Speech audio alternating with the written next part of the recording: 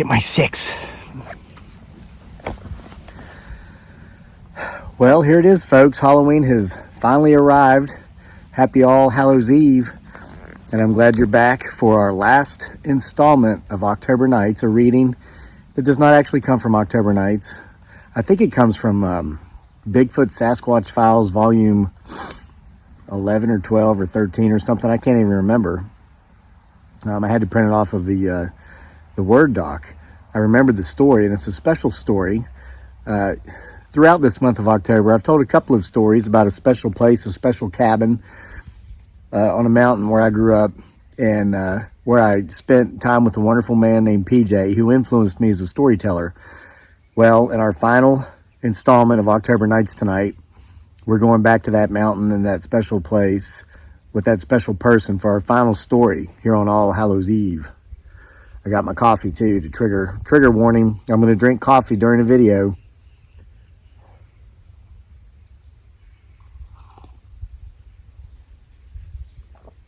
You know, I thought of this just as I was setting the camera up, and I almost went down and got a couple pieces of well-seasoned red oak to bring up, you know, just to have in the backdrop there. But I figured drinking coffee will be enough, and just give a trigger warning when I do that. So again, as always, get my 6, which means look behind me. You never know who or what may or may not show up in the backdrop of these videos. I want to thank all of you who have been coming around all month for these stories. Make it worth getting out here and telling them, you know. So this is a 15-pager printed, so it's a little lengthy, but it's a good one. It's called Halloween Night at PJ's Cabin. All right. We were in our local department store, Benny, one of my childhood best friends, and me, and we were browsing through all the Halloween decorations and costumes. Only 2 weeks away from that great night of Halloween it was, and though we were 15 years old and a couple of years done with trick-or-treating, we still found ourselves unable to pull away from the gruesome, hideous masks, costumes, figurines, and assorted decorations of the season. We both felt we should have outgrown becoming excited over Halloween. However, in time, I would learn that if one is a true fan of all things Halloween, the feeling of excitement each year that comes with the season never goes away, no matter how old one becomes. And one at near 50 years old will set up a camera in the woods behind his house and tell spooky stories for all those other big kids that have never outgrown the feelings either. You guys going trick-or-treating this year? A sweet-sounding voice came from behind us, followed by the laughter of 2 girls. Benny and I turned around and saw Jody and Lisa, 2 of the prettiest girls in our school. Why, if we hadn't known any better, Benny and I would have believed they were teasing us. Of course not, I said. We're too old for such nonsense. We're just curious to see what costumes are out this year. This, a curiosity I find pulling me down the Halloween aisle of any store I enter during the fall of the year all these years later. Nearly 40 of them. Sure you're not, Jody said, deviously. I bet you guys are going to go trick-or-treating. Both girls laughed again, and this time there was no doubt about it. They were teasing us.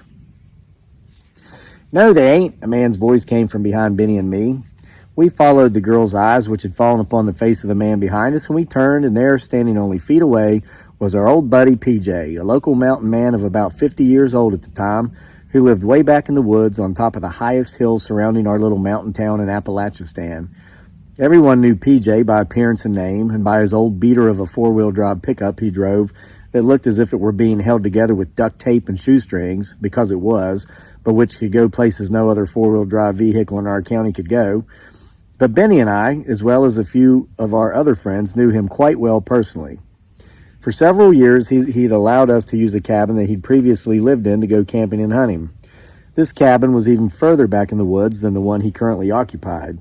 He'd built his new cabin and current residence about a mile lower on the mountain than his old cabin, in which he let us use whenever we wanted, in order to lessen the hairiness of coming off the mountain in the winter. They're going to go camping up at the cabin on Halloween night. They done told me. Ain't that right, boys? Yeah, I said. I was just going with it. Old PJ was bailing us out, helping us save face. Because to be truthful, just before Jody and Lisa had shown up and started teasing us, Benny and I were having a conversation about the likelihood of us being able to go trick-or-treating without being found out. If we wore the right costume and mask, just so, etc., we'd almost had a game plan, and then the girls showed up, so we were very grateful for PJ showing up when he had. Trigger warning, go and drink coffee.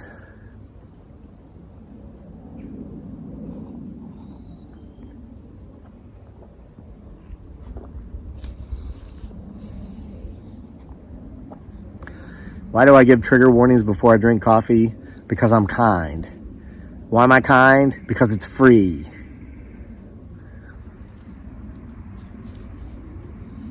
Do you girls want to join them? PJ asked the young ladies. Don't you, live way back in the woods on top of the mountain? Jody asked. Sure do, PJ said.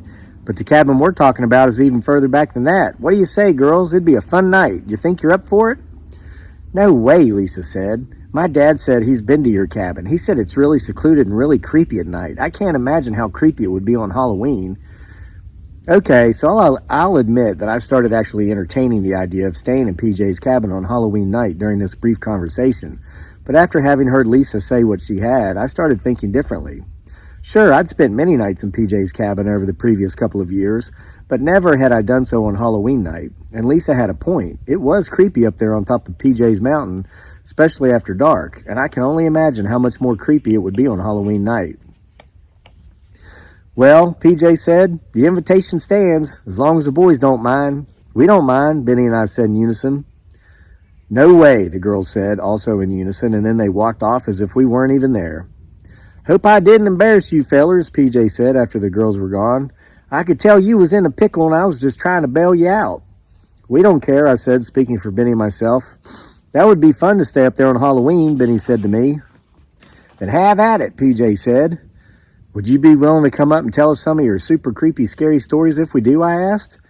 No, I done told y'all fellers last time you was up there. I think I gotta stop that. Old Red Eye's been following me off that hill faster and faster each time I come up there to tell y'all fellers them stories. And I fear one of these days I ain't gonna be able to beat him back off to the house. At least you'll finally know what he is, Benny said. That's for sure, PJ said, but I'm afraid if and I find out, I ain't going to be around to let anyone know what I found out. Benny and I laughed. PJ had a special folksy way of making even the horror and terror of the supernatural and paranormal seem funny. But my offer stands, PJ said, as he started pushing his cart filled with a few provisions for life on the mountain, extra thick wool socks, long johns, and several large cans of ground coffee down the aisle. If and y'all fellers want to use the cabin on Halloween, it'll be there. Ain't going nowheres unless it burns down between now and then. Benny and I, though both a bit apprehensive, saw it as an invitation we couldn't pass up, so we told PJ we'd probably do it, though we both knew we'd chicken out and take a raid check.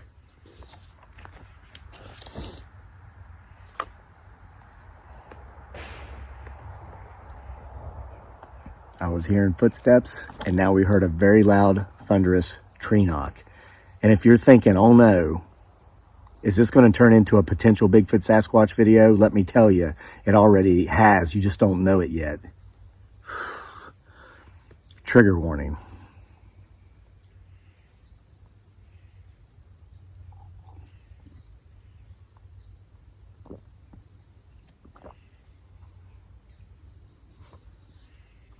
Continue to get my six. The veil is thinnest this evening of all evenings of the year.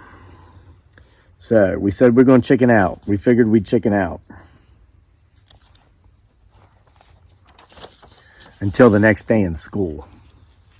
Are you guys really going to do it? Benny and I heard someone asking as we sat together in the school's cafeteria at lunch. Like always, I was eating the school's hot lunch and Benny had packed. Rather, Benny's mother had packed his lunch and he was eating it. We looked up and saw that the person who'd spoken was Amy, yet another pretty girl in our grade. Benny quickly rushed to shove the sticky tab that was in his lunch and upon which his mother had written one of her little smitten notes for him, like, Mommy misses you, or Mommy can't wait for you to get home from school, into his pants pocket. I always teased him about those little notes, but to be honest, I was always jealous of them. Do what? I asked Amy. Jody and Lisa have been telling everyone in school that you guys are going to spend Halloween night camping in some creepy old cabin up on top of the mountain, Amy said, where that creepy old Vietnam vet lives. He's not a creepy old Vietnam vet, Benny said sternly, almost shouting. Amy stepped back, her eyes opening wide. He's a goddamn hero. Wow, Amy said. Who pissed in your Cheerios? Yeah, we're going to do it, I said, my quick attempt to keep these two from entering into a full-blown argument. That's what we've been sitting here talking about. As I finished my statement, I overheard some kids sitting at the table behind us saying, wow, they're really going to do it, in hushed tones. This was when Benny and I realized we had to do it. People were speaking of us in hushed tones, the epitome of every middle schooler's fantasy. Yeah, Benny said, his chest out and his head up, and you're welcome to join us if you'd like. No way, weirdo, Amy said, and then she turned and walked away. Looks like we're local legends already, Benny said to me, smiling, pulling his mother's note out of his pocket and smoothing it out. He told me once that when he gets home each day, he sticks his mother's sticky tab on the side of their refrigerator. I can only imagine how he'd explain one getting crinkled, obvious evidence that he'd tried to hide her affection from his friends. Not until we actually do it, I said. Looks like we're committed, Benny said, and we were. The next 2 weeks flew by. The small town, which was beautiful back then and had a strong middle class because the internet had not yet come into being and had not yet driven the stake through the dying heart of small towns like ours across America, was being decorated for the season, both by private residences at their homes in their well-manicured lawns, as well as by the city, who always put up black and orange bows on the fence posts and light poles that lined our town's main street. This was back during the days when the shops on Main Street were not just open but profitable, and there wasn't a shop in town that didn't go all out with decorating for the season. So are you guys really going through with it? This time it was Jody again, Lisa at her side as usual. We were in band, the last class of the day, and it was Friday and it was Halloween. Benny and I played wind instruments. Jody and Lisa were majorettes. It was rare for two pretty majorettes to break ranks and venture off to the seated wind instrument players and have anything to do with them, but this was a big occasion. We are, Benny said. He and I had answered the same question hundreds of times over the previous 2 weeks. It was as if every student in our school had asked us at least twice. And you are still welcome to join us if you'd like. No way, weirdo, Jody said, and then she and Lisa walked off. I've often wondered throughout the years since middle school if Lisa ever found her voice, or if today, nearly 40 years later, Jody is still doing her speaking for her. One will never know. We finished band class, which meant, of course, that we finished school for the day. And after Benny and I put away our wind instruments, we began leaving the band room, and I clearly remember all of the other students standing off to either side of us, watching in awe as we walked out. They looked on at us as if we were either two of the bravest guys any of them had ever seen, or as if we were two dead men walking.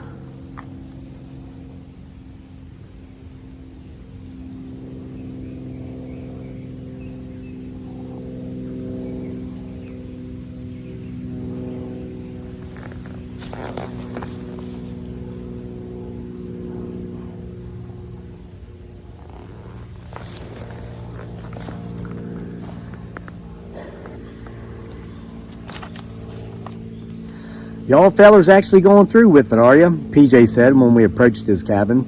We'd walked backpacks loaded and on our backs, the 2 miles straight up the mountain on what passed for the road.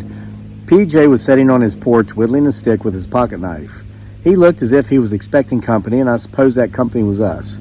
Even though PJ would allow us to use his cabin, which sat another mile yet up the mountain above his home, we always checked in with him first before we did. Looking back on it, I'm sure that's just another reason he always left us an open invitation. I found that an attitude of gratitude and respect goes much further than an attitude of indifference and entitlement. Yep, I said, and you promised you'd come up and tell us some stories.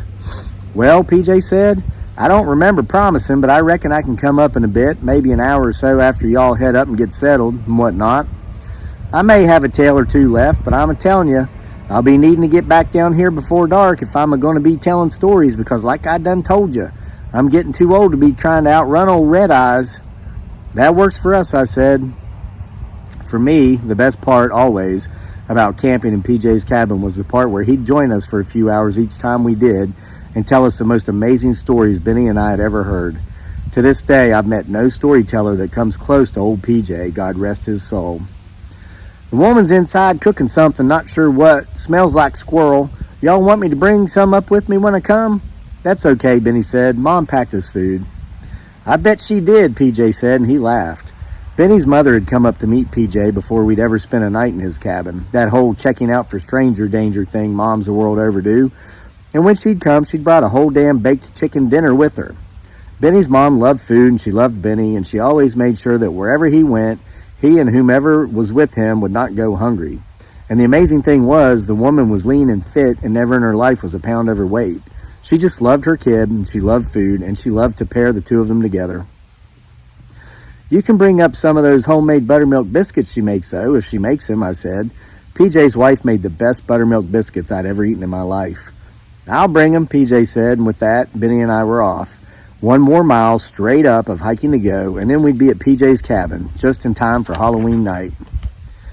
An hour and a half or so after Benny and I had gotten settled in at PJ's cabin, PJ, yet again, proved to be a man of his word. He joined us at his former abode, and he'd brought up a Tupperware container filled with his wife's buttermilk biscuits.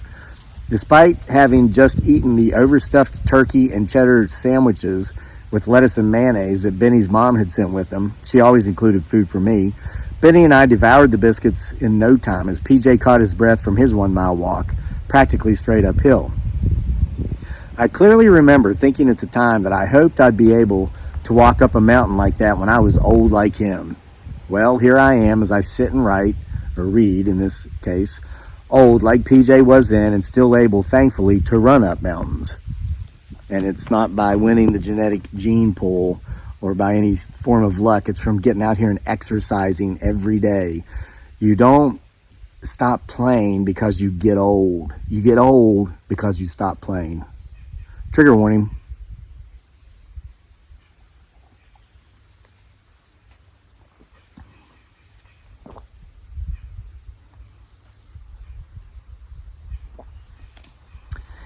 Now, I done told you fellers, PJ said after having caught his breath. If I tell you any scary stories, I'm not sure that I can beat old Red Eyes back to the house. So you fellers are going to have to walk me down there to make sure he don't get me. And then y'all fellers are going to have to walk back up here in the dark. We don't care, I said. We don't? Benny said, looking at me, his eyes wide, obviously not happy that I'd spoken on his behalf. Well, now if and you ain't up for it, PJ said. Benny immediately amended his response and agreed that he'd have no problem fulfilling PJ's request. Because like myself and anyone else who'd ever listened to PJ spin a yarn, he knew the story would be that damn good and absolutely worth it. Besides, at the time, neither Benny nor myself had actually ever seen this alleged old Red Eyes, who PJ believed was a demon that would appear and come around to hear good stories well told. Alrighty then, PJ said, and with no further ado, he launched right into a story that would make the spine of the likes of Stephen King tingle. And not a soul ever saw that man again, PJ said at the end of his tale. Did they ever find out how many of them there were? Benny asked in regard to the terrifying, horrific, unspeakable creatures PJ had described in his story. Couldn't no one count that high, PJ said. Wow, I said. I knew I'd be sleeping with one eye open all night. Well, boys, PJ said, a slight smile on his face. He knew he'd told us another good one. It's past dark, and I ain't a-heading down off this hill alone. Y'all fellers promised to walk me down to my place to help me avoid old Red Eyes. Why, as good as that one was, I'm sure he's standing right outside the cabin here, his ear up to a hole in the wall. Benny and I believed old Red Eyes might very well be right outside our cabin, but we were going to prove that we were men of our words, well, teenagers of our words. So despite being half scared to death, we exited the perceived safety of the rickety old cabin and started heading off the hill with PJ. Since it was all downhill, it would be about a 15-minute walk, but it would take us twice that long to get back up. I figure that son of a gun is really waiting to come out and get somebody's soul tonight, PJ said once we'd been walking only a couple of minutes, it being Halloween and all. Benny and I were both walking on one side of PJ, who we always gave the honorary spot in the middle. As we walked down the hill, armed only with very weak flashlights, we scanned the woods all around us. So far, we'd seen no Red Eyes. Until... Did y'all fellers hear that? PJ had come to a sudden stop before speaking the words. Benny and I stopped immediately as well, and we shone our flashlights all over. No, we both said in response to his question. Looky over yonder, PJ said. He'd laid a hand on my shoulder so I'd know where he was in the dark. His other arm was stretched out. I followed it with my dim light and saw that he was pointing slightly into the woods about 20 yards down the road. Then, just beyond the point where my dim light reached, Benny, PJ, and I saw peering from the side of a giant tulip poplar tree 2 bright, glowing red eyes. "Holy shit," I said, though my words were barely more than a whisper. "It's him," Benny said. "What do we do?" "I reckon I ain't got no idea," PJ whispered. "Just don't move until we figure it out." We stood silently for what seemed like forever, though in reality I doubt 30 seconds passed, and then the 2 red eyes began making their way toward us. We could hear leaves crunching and sticks and twigs crackling as the owner of the red glowing eyes made its way toward us. "We have to run," I said. "I'm too old to be out running demons," PJ said. "We're going to stand our ground." "You mean we're going to fight this thing?" Benny said. His flashlight was trained on the eyes as well. However, his light was just as weak as mine, so other than the bright glowing red eyes, we could see no more details. "Now you listen here, you old scallywag, you," PJ shouted at old Red Eyes. "You get behind us, Satan. In the name of the blood of the Lamb, Jesus H. Christ, we cast you out, you old son of a rascal, you." And with that, the red eyes completely disappeared. "Is he gone?" I asked. "Don't know," PJ said. "There's only one way to find out. Come on, fellers." And with that, PJ began walking toward the location where the eyes had been. Reluctantly, Benny and I followed, allowing PJ to take the lead, but shining our lights in front of him so he could see. When we reached the large poplar tree where we'd seen the red eyes, we saw that no one or nothing was there, until, "Hey," Benny said, "what's this?" He bent over and picked up a plastic pair of toy glasses that had 2 little red lights on them. He clicked the small switch attached to a very small power pack in the center of the glasses, and 2 tiny red lights came on, one on each plastic lens. Boo!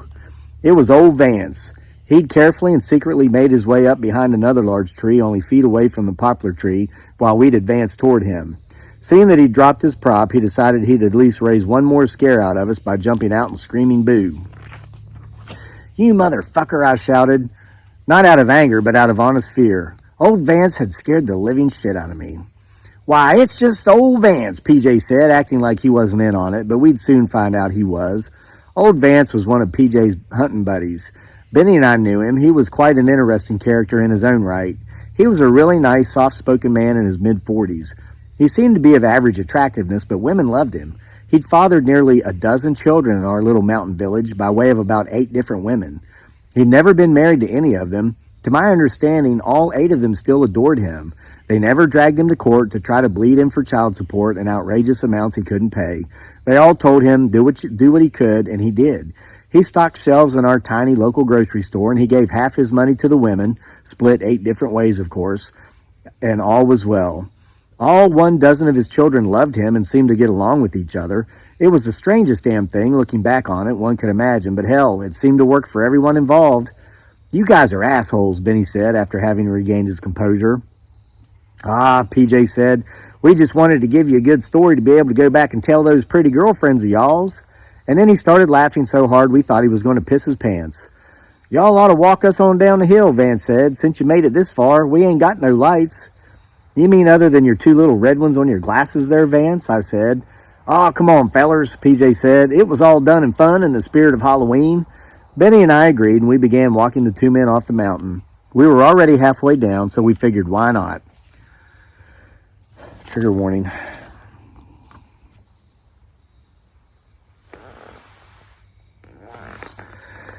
Y'all liking this story so far?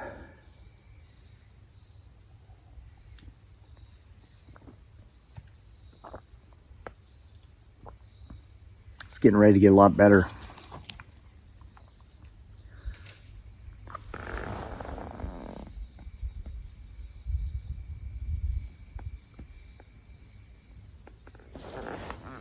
You watch for those red glowing eyes. After we'd gone maybe 200 yards, Vance, who'd been walking in front of us, stopped all of a sudden. "Y'all smell that?" he said. At first I thought he was messing with us again, as I'm sure Benny did, but when I inhaled through my nose, I've been breathing somewhat heavily through my mouth because we were making good time, I realized he was not. I clearly smelled a very foul, pungent odor, and it was one like I'd never smelled before. "Is that a skunk?" Benny asked, obviously smelling it himself. "That don't smell like no skunk I've ever smelled," PJ said. There's only one thing in my life I've ever smelled that smells like that. And when I seen it back then, I didn't think it was real. I've never believed what my eyes told me they was a-seeing back then, but that sure is the same dang smell that came just before I'd seen it. What was it? Vance asked, giving suggestive evidence, at least, to Benny and me that he wasn't in on this one, whatever this one was, with PJ. Not a one among you would believe me if I told you, PJ said. Try us, I said. But just as the words had left my mouth, we heard someone or something step out of the woods and into the road just ahead of us. Shine your light that-a-way, PJ whispered. I did as he said, and just past the point where my dim light shone, there appeared to be a spot in the road that was much darker than the darkness which surrounded it. Is that a bear? Vance whispered. That ain't no bear, PJ said, unless it's standing up on his hindquarters. I moved my flashlight up and I was able to see what PJ was talking about. The figure wasn't wide per se, but it was tall, every bit of 8 feet tall. And when my light reached the top of the dark figure, we did indeed see eye shine. The shine was not red. They did not glow. It was pure, true eye shine, like the eyes of any nocturnal creature would give when hit with the light. But unlike the animal-like eyes of a cat or even a deer, these eyes weren't different. These eyes were different. Much different from animals, yes, but similar to the eyes of humans. Is that a fucking... Vance began, but trailed off. I believe it is, PJ said. What is it? Benny asked. I'll tell y'all fellers in the cabin, PJ said.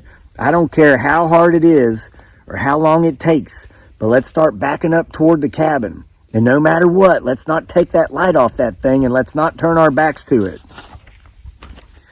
As crazy as it sounded, we all did as PJ had suggested. Slowly and physically challengingly, if that's a term, and if it's not, then hell, I just created it, we made our way back up the hill to the cabin. It must have taken us close to an hour to do this, but during that time, I never took my light off the large, dark figure which remained the entire time just out of reach of my light. We could...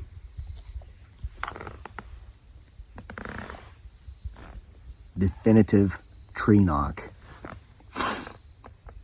We are not alone.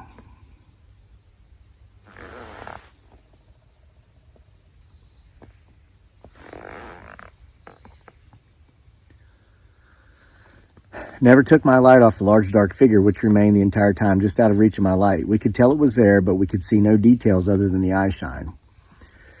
The creature, if that's what it was, followed us up the hill the entire way. When we would stop, it would stop. When we'd creep a little farther, walking backwards, it would creep a little farther, walking forward. What I'll tell you is that Benny's legs and mine were sore for an entire week after doing this. Finally, we made it to the cabin and we all went inside and shut and locked the door. Well, PJ said, I hope y'all fellers don't mind company because it looks like me and old Vance is going to spend the night with you. What the hell is that thing out there? Benny asked. A long moment of silence filled the cabin as PJ searched for words. The only sound we heard was the crunching of leaves and the cracking of sticks and twigs under the feet of whatever the thing outside was. It was circling our cabin, slowly and methodically, as if it were looking for a way to come inside. When I was just a boy, about y'all's fellers' ages, PJ said, I seen something that ain't supposed to exist. He paused again as if choosing his next words carefully. There's just a couple of stories I never tell because, well, I guess it's safe to say that y'all fellers know a lot of my stories are just that. They stories, they ain't real. Yeah, I said, feeling somewhat deflated because I'd always believed every word of every story PJ ever told us. I was old enough by then, though, to know that had just been the kid in me wanting to think certain fascinating things were real, but knowing they probably weren't. Well, PJ said, this one's true, and that thing out there is real. What is it? Benny asked, and you could tell by the tone in his voice he was frustrated. He wanted an answer. He wanted to know what it was that had us bolted up tight in this old rickety cabin on top of this creepy old mountain in the pitch black darkness of a Halloween night. There ain't no other way to say it, so I'm just going to come right out and say it, PJ said. Boys, that thing out there that's got us pinned in here is none other than a Bigfoot Sasquatch. You could have heard a pin drop in the room after PJ had spoken these words. No one laughed, no one scoffed, no one questioned PJ. Why? Because we all believed him. We'd started a fire in the wood stove before having left earlier to take PJ off the hill. There were still some embers burning, and we'd brought in enough firewood earlier to get us through the night. We spoke little through the night. We sat around on the furniture, an old couch and an equally old love seat, and we listened. When a log was needed on the fire, someone simply stood, grabbed a log, and put it on the fire. All night we sat in not quite terror but fascination as we listened to the creature outside the cabin do its laps around the cabin, again as if trying to find a way in. A couple of times we could hear it brushing up against the cabin. To our great fortune, it never attempted to enter by way of the doors or windows, and it never banged on any of the walls. At some point during the night, all of us fell asleep. I woke first the next morning, chilly as the fire had burned out at some point just before dawn. I could see the light of day coming through the windows. I nudged Benny, who'd fallen asleep beside me on the love seat. He too awakened. We allowed the old men to sleep as we walked around the small downstairs rooms of the cabin, peering out of every window and every hole in the wall to see if we could see the creature outside, but alas, it appeared as if it had vanished like the darkness itself when the sun had come up. Was that one hell of a Halloween night or what? PJ asked from behind us. He'd woken up as well and made his way into the kitchen, but Vance was still fast asleep, snoring madly away. The three of us who were awake went out the back door of the cabin. Once outside, in the beautiful morning sunlight of the first day of November, we looked all over the place, but still we saw no sign of the creature. Just as I was about to write the whole event off as a bunch of overactive imaginations, believing we'd indeed been stalked by a crazy black bear that liked walking on its hind legs, PJ said, "Hey, y'all fellers come have a look at this." Benny and I began making our way toward PJ. He'd walked over to a small creek that originated from a spring about 40 yards from the cabin. It had always been the water source for PJ and his family when they lived in the cabin. Once we pulled up beside PJ, who had his head down, staring at the small creek bank, we put our heads down too to see what he was looking at. What we saw, all three of us, was clearly a partial track that had been left behind from the beast that had stalked us the night before. And what I will say is that the track we saw was not left by a bear. If it wasn't for the sheer size of the track, I would have suspected either PJ or Vance of having sneaked out of the cabin at some point in the night after Benny and I had fallen asleep and made the track themselves. That's how human it looked. However, any human who would have made this track would have had to have worn a size 30 shoe. Though the only part of the track that we could make out were the toes and the upper half of the foot, this part of the track was at least a foot long. If we'd been able to see the entire imprint of the foot, no doubt it would have been 2 feet long at least. "Oh my God," Benny said. "Oh my freaking God." "What y'all find?" Vance said, walking up behind us. He'd obviously woken up and come outside to find us when he found himself alone. When he reached us and looked down to see what we were looking at, he said, "Oh my God. Oh my freaking God." That would be the last night I would spend at PJ's cabin for more than 20 years. After growing up and leaving Appalachistan, I would return from time to time to visit PJ, and on a couple of occasions I would spend the night in the old cabin. PJ would always join me and we'd swap stories and lies and more stories, but mostly lies. But we'd always come back to that one Halloween night when he, myself, and Benny, and Vance had our experience with Bigfoot Sasquatch. Did that really happen? I would always ask PJ. Was it really real? As real as me and you sitting here, he'd always say. When the other kids at school asked us how our Halloween night... Oh, getting low battery. It's a long story. When the other kids at school asked us how our Halloween night at PJ's cabin had gone, we never told them of the real experience we'd had. And this was for two reasons. Number one, we wanted to look big and tough and act like we'd never been scared. It worked, and we were viewed as legends for a while, until some other kid did something of note and our Halloween night at PJ's cabin became old news. The second reason we never told any of the other kids about what had happened that night is because we knew they'd never believe us. It wouldn't have mattered to us, but we just felt like ridicule and naysaying would take away from our experience, and we didn't want anything to diminish our experience because, hey, not everyone gets to see a Bigfoot Sasquatch ever in their life, especially on that very special night we all know collectively as All Hallows Eve. The end. So there you have it, folks. In my view, the best of both worlds. A wonderful Halloween story and a wonderful Bigfoot Sasquatch story combined in one.